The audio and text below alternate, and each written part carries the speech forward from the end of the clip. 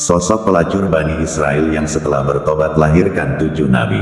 Al-Malikah namanya. Wanita tersebut dikenal sebagai sosok pelacur kelas atas dari Bani Israel yang sangat rupawan. Dikisahkan oleh seorang imam, ahli fikih dan zuhud yang bernama Ibnu Qudamah dalam kitab At-Tawabin yang dikutip oleh Ibnu Watiniyah dalam Misal Aulia, kisah wanita-wanita kekasih Allah. Al-Malikah kerap kali menggoda para lelaki dengan kecantikan parasnya. Bahkan, ia membiarkan pintu rumahnya terbuka lebar seraya duduk di atas tempat tidur yang terletak berhadapan dengan pintu rumahnya. Al-Malikah mematok harga tinggi bagi orang-orang yang hendak menyewa dirinya. Para pria yang melewati depan rumahnya pasti terkunci dengan Al-Malikah. Suatu hari, seorang pemuda yang dikenal sebagai ahli ibadah abid melintas di depan rumah Al-Malikah. Sama seperti pria-pria lainnya, sang abid peningkatan akan kecantikan Al-Malikah. Dia juga berdoa agar Allah SWT menghilangkan hawa nafsu yang ia rasakan di hati. Sayangnya, hal tersebut tak kunjung hilang. Pemuda yang dikenal sebagai ahli ibadah itu juga bekerja keras mengumpulkan pundi-pundi agar bisa bersenang-senang bersama Al-Malikah. Dirinya bahkan rela menjual perabot rumah dan seluruh barang yang ia miliki hingga terkumpul dana yang cukup untuk menyewa Al-Malikah.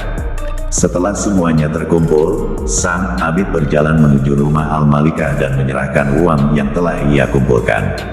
Al-Malikah lalu menyiapkan waktu khusus untuk menyambut kedatangan ahli ibadah itu. Ketika waktunya tiba, ahli ibadah tersebut kembali datang menemui Al-Malikah seraya berkata, "Sejujurnya engkau telah memikatku sehingga aku bekerja keras untuk mendapatkan 100 dinar agar bisa mendapatkanmu," ujar sang abid. Pemuda yang telah terakumulasi akan paras Al-Malikah itu lalu mengulurkan tangan. Atas kuasa Allah SWT, turunlah rahmat berkat ibadah dan tobat yang dilakukan sang abid. "Sungguh Allah melihat perbuatan ini dan melebur semua amalmu," kata ahli ibadah itu di dalam hati. Teringat akan Allah SWT, sang abid merasa sangat takut. Seluruh tubuhnya bergetar dan wajahnya berubah menjadi cemas. "Biarkan aku keluar dari sini dan 100 dinar ini milikmu," jelas pria ahli ibadah itu. Al-Malikah yang bingung lalu bertanya, "Apa yang terjadi padamu? Bukankah kamu mengumpulkan uang itu untuk bisa bersenang-senang denganku? Tetapi ketika sudah tercapai apa yang kamu inginkan, kamu tinggalkan begitu saja?" Sang abid menjawab, "Aku takut kepada Allah. Sungguh uang yang telah aku berikan padamu itu halal untukmu. Tolong izinkan aku keluar." Al-Malikah kembali melontarkan pertanyaan, "Apakah kamu tidak akan melakukan apapun padaku?" "Tidak," pria itu menegaskan. "Kalau begitu, maka sungguh tidak ada yang pantas menjadi suamiku kecuali dirimu sendiri," kata Al-Malikah dengan nada penuh penyesalan dan tobat. Lelaki ahli ibadah itu terus mendesak Al-Malikah agar ia meninggalkan rumah sang wanita. Sayangnya, Al-Malikah tidak mengizinkannya hingga si lelaku mau mempersuntingnya. Singkat cerita, sang abid berhasil meninggalkan rumah Al-Malikah.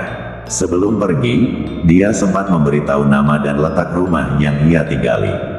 Semenjak kejadian itu, muncullah benih-benih iman di dalam tubuh Al-Malikah. Ia lalu mencari sang pemuda ahli ibadah itu ke seluruh pelosok negeri. Pria tersebut tahu bahwa Al-Malikah kerap mencarinya. Namun, ia sengaja menyembunyikannya karena takut kepada Allah SWT mengingat akan perbuatan haram yang hendak ia lakukan.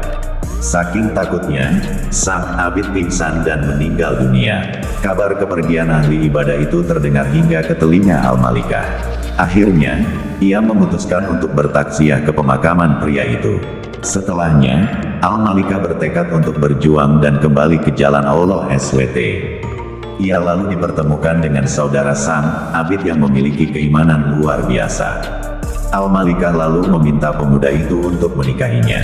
Permohonan disetujui oleh saudara sang abid dan keduanya melangsungkan pernikahan. Dikisahkan, setidaknya terdapat 7 keturunan Nabi Bani Israel yang dilahirkan oleh Al-Malikah. Namun, terkait siapa nama dari sosok nabi-nabi tersebut tidak disebutkan atau dijelaskan.